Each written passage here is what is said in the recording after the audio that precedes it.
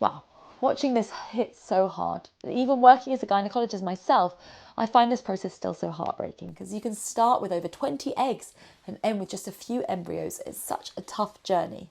So let's break down why this happens. When you're going through IVF, the process begins with stimulating your ovaries to produce multiple eggs or follicles and then retrieving as many as possible.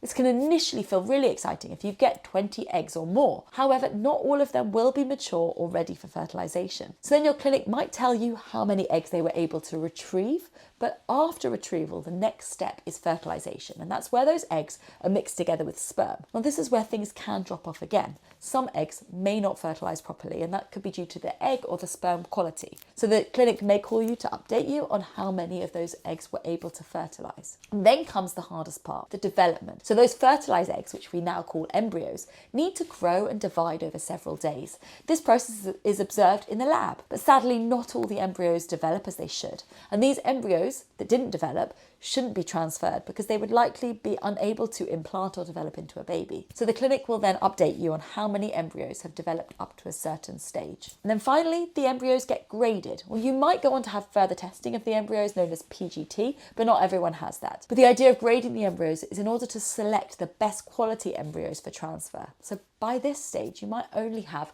a few of the higher quality embryos left, but those few do represent your strongest chances of success. And I just want to say that this process is so hard, it's emotionally and physically challenging, and that drop-off can feel really devastating.